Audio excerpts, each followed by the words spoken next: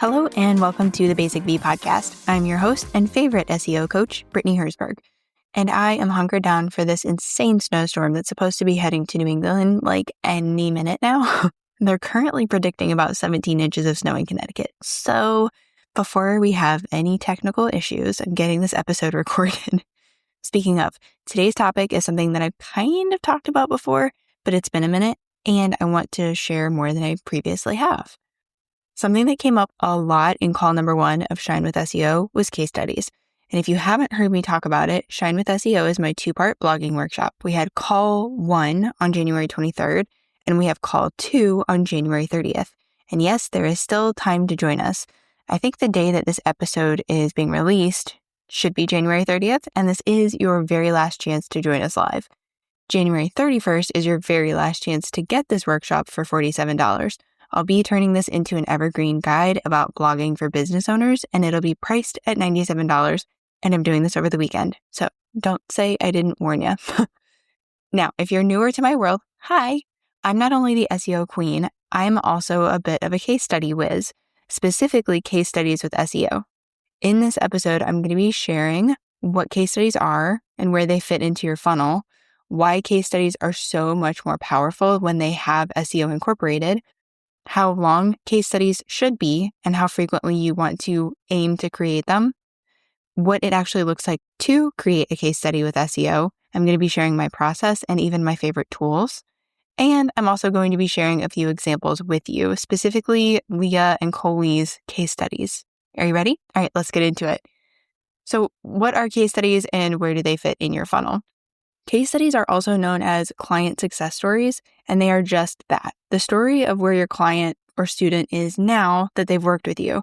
They're content pieces that can take any shape: podcast interview, video interview on YouTube, a blog post on your site, or even a carousel or reel on Instagram. The reason they work so well when they're done correctly is that they speed up that know, like, trust process and give someone an opportunity to almost try before they buy, especially with something like a program or service. And they actually work pretty well in a few different spots of the funnel.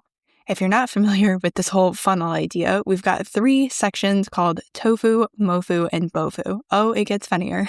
And it goes like this. You've got an upside down triangle where the point is at the bottom. The top of the funnel is the widest part, and it's known as tofu. This is where people have the least awareness of things. They're just kind of getting familiar with things, with services, with programs, offers, and people. They're not always looking or even ready to buy. But this is where they might stumble across a person or a thing that they like, and they'll start following, or they'll join an email list, or they'll even follow your podcast. And having someone stumble on a case study at this point can be really powerful. They're introduced to you because of your wisdom and proven process and social proof. Sharing a case study and having someone find you at the top of the funnel works wonders to build your brand awareness quickly and in a deeply memorable way. The middle part of the funnel is your MOFU. This is often where people are starting to consider solutions. They've got a problem or a desire that they're actively looking for help with. And they're whittling down their options, and case studies can help them do that really fast. Most marketing experts lump case studies as a piece of content that's most effective in this part of the funnel. And while that's true, I've seen it work at other ends of the funnel as well. The reason case studies land here most often is because of the fact people are in that comparison consideration mode of finding the right person and the perfect solution for their needs. They'll often find you in the middle of the funnel, start following you, maybe come to some of your free things, or DM you to do a vibe check before going all in on whatever paid service or product you have. Sharing a case study and having someone find you in the middle of the funnel works wonders to nurture your leads and build trust fast, again, in a really sticky, memorable way. And the bottom of the funnel is where BOFU lives. This is where you've got those folks who are searching Google with one hand and holding their credit card in the other. We love this phase. And case studies are still super effective here.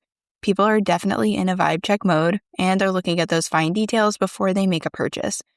They're looking at what deliverables are included, the price point, as well as what the actual experience was like for real people. And case studies help bring all of that to life, serving it up on a silver platter. Sharing a case study and having someone find you at the bottom of the funnel works wonders to convert leads super fast, because these are your people who are already searching for help with the intent to buy. SEO makes case studies that much more powerful because they can go market for you. They're able to show up when all these people are searching for these various reasons. Think about it. If you have your case studies hidden in a PDF lead magnet that someone has to come to you for, enter their email, and then make the time to actually read or listen to it, that's a lot of effort on your part to keep promoting things and on their part to actually get the thing. But if you've got your blog post that's optimized with SEO to basically raise your virtual hand for you, then your client success story can show up whenever, wherever, for whoever is looking for it. When you're thinking about optimizing a case study for SEO, you want to ensure you've got the following: an SEO title and meta description that make it clear to people what the transformation or win was, or what the support was, or what the emotional win was. Things like, Leah got 10 leads from Google in 6 weeks from SEO, or Google became Letitia's #1 referral source in just 1 month, or SEO coaching made Cecily feel like a savvier business owner. You also want your H1 to do this win justice. You could have it be the same as your SEO title, or you could do a little bit more storytelling with it. You could also feature any of the things I just mentioned, or you could call out the problem or the solution or the desire. You want to add in any podcast audio or YouTube videos you have, and you want to do this by embedding them in the blog post. You really don't want to have them have to click a link and go away from your website. You also want to optimize any images you use for the blog post. Make sure the titles are keyword rich and aligned with the target keyword you chose to build your SEO title, meta description, and H1 headline on. And you, of course, want to make sure you've got a call to action that points people in the direction of the same thing you're highlighting in the case study. So if you're featuring a digital product, that's your CTA. If you're talking about a done-for-you service, that's your CTA. In the Blogging Workshop Workbook, I share more about how to find the best keywords and how to use them to create an SEO strategy for your case study blog post. Now, how long should these case studies be, and how frequently should you aim to create them? As with all things, it depends. But what I can say is that you want to have your case study blogs be at least 500 words. And again, be so clear with, here's the story, here are the wins, here's how you can experience this too. When I write case studies, they tend to be in that 1,500 to 2,000 word range, with many landing right around 1,700 words. I don't know why, but it's what the data says, so I wanted to share that with you. You also want to publish, I'd say, at least 1 case study per quarter, so for a year. You could even only feature case studies on your blog and make them your monthly blog posts. It's totally up to you. So what does it actually look like to create a case study with SEO? This is my process and how I like to structure case studies, and I'm also featuring my favorite tools. The process. You can create a case study in a number of ways, but it always follows the same base process. Gathering the social proof from or about the person you want to feature. You're selecting the one big overarching transformation to highlight. This clear focus really helps you with finding keywords and creating the SEO strategy. You can create an SEO strategy for the case study either before or after outlining or writing the case study. I'm going to slot in outlining the case study next. I'm going to share a bit more about that in just a second. You then draft the case study, publish the case study, and promote the case study. When you're gathering things to help you figure out the storyline, you could do any of these. You could either interview the person for your podcast or YouTube channel, or you could interview them with the agreement that the video will never see the light of day, or you could just pull up any client communication that you've had, whether that's emails, calls, screenshots, any of those. And from any of those materials, you can find the storyline and outline a really solid case study. Here's a note on anonymity. As a former massage therapist, I completely understand that sometimes you'll need to keep your client's name out of the case study. And yes, you can still create a wickedly effective case study without naming the people. What I've seen work best is giving the client an alias and saying somewhere early on something like, "This story is real, but the name has been changed to protect confidentiality." For the case study structure, which helps with outlining the story, I have my PET framework, and it goes like this. P stands for problem, These are some questions you could think about too. Where were they before they were working with you or buying your thing? How did they find you? Was it a referral? Was it your podcast? Was it Google? Really set the stage here for how you and your offer were the perfect answer for their needs. E stands for experience. Some things to think about would be, what was it like to work with you? Was this a one-to-one thing or a group thing or a digital or physical product? Did they have a favorite part of the process? In this section, you can also add in a feature about part of your framework or an experience that you have had. T stands for transformation, and some things to think about or include would be, what do they have now that they've worked with you? What did what they got or learned from you give them? How has their life or business been impacted? And please know that internal, or what I call emotional wins, are sometimes more impactful than numerical ones. Big giant pro tip here: to make a case study really impactful, you want to weave in quotes and or screenshots from whoever you're featuring in the case study. And if possible, images, video, or audio. This really brings this to life. It gives the reader a way to experience the experience as well. All right, on to my favorite tools. So Key Search is my go-to for keyword research. You've probably heard me mention it before. It has a really great suggestion feature on the right-hand side where it gives you other keywords that may be a fit for your project. And lots of times I find excellent supportive keywords or even better target keywords than I had in mind just from that little section on the right.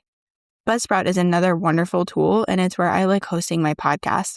If you're going to have guests on your show for case study interviews, you're easily able to optimize that episode description for SEO so that even that helps you get found. CastMagic is something you'll want to consider for transcripts of that podcast audio. You can easily grab the transcript and find some amazing quotes to pull out and feature in your case study blog post. And there's Styled Stock Society. This is a company I love recommending for stock photos that are much more aligned to your branding and vibe. They're not like the stuffy stock photos. I have so many of their images on my site, and as I create and share more of my case studies for myself, I'll definitely be pulling from their collections to make my case studies pop. They have really great templates as well that you could use, for example, to create carousel case studies for Instagram. If you do get the blogging workshop, know that in the workbook, I have all of these things linked, and you also get a template specifically to use for a case study blog post. Time to share those case study examples. First up, Leah Bryant, the one responsible for making me sound good in your ear holes, and I have worked on a series of case studies. I'm going to link the ones below that are live, and then I'll try to remember to come back and link future ones as well.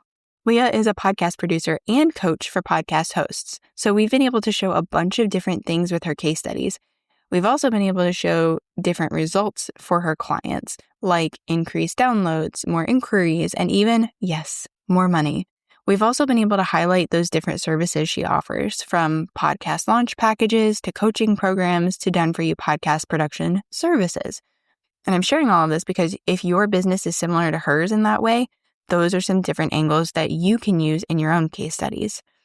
Next up, we have Coley James, systems strategist and client experience queen. We actually collaborated on a case study about my experience as a client of Coley's. She's the very first person who got me to really trust technology. You'll notice in this case study that there's podcast audio embedded in the actual page. Here's why that could be such a helpful thing to do. The robots like to see that people not only click to your site, but that they also stick around. One way to keep people on your site a little bit longer is to have that audio or video embedded, anything that's relevant to the blog that you're blogging about. So for this case study, I made sure to mention to Coley that embedding the audio of our podcast case study interview would be really helpful for that reason. I also want you to notice in the case study, this one in particular, that I didn't have any flashy numbers to share yet, because I'm pretty sure that we recorded this just about a month or so after Coley got me set up on HoneyBook. And that didn't make the case study any less powerful. Even if you don't have any big number wins, you've got those internal or emotional wins. For me, in this case study, it was about trust. I had had technology royally screw me over in the past with my massage practice, and I was really scared to try automating things with technology again. Do not discount those emotional wins.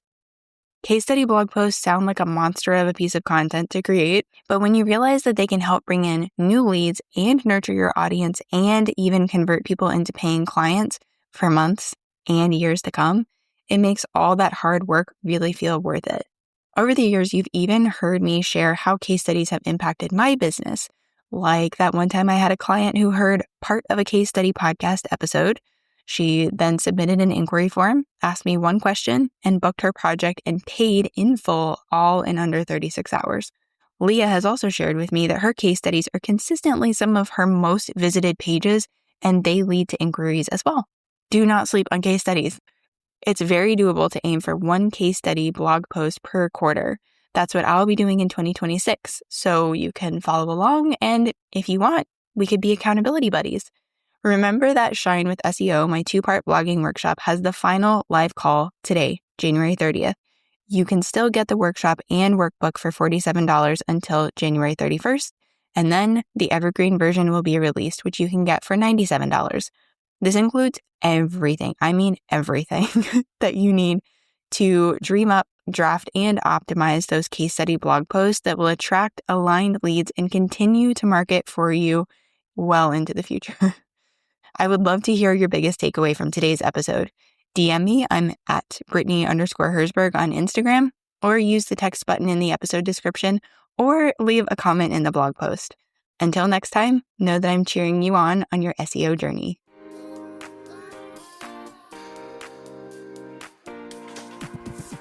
You've heard me talk about it, but how exactly does social proof support SEO?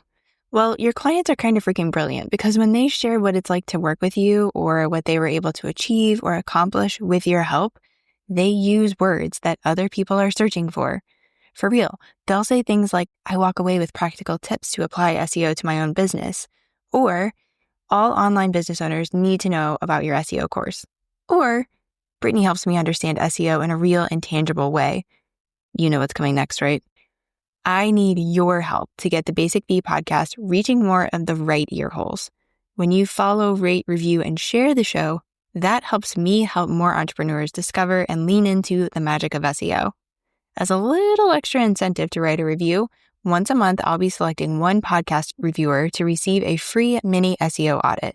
You'll help me get discovered, and I'll do the same for you. Check the description for more info.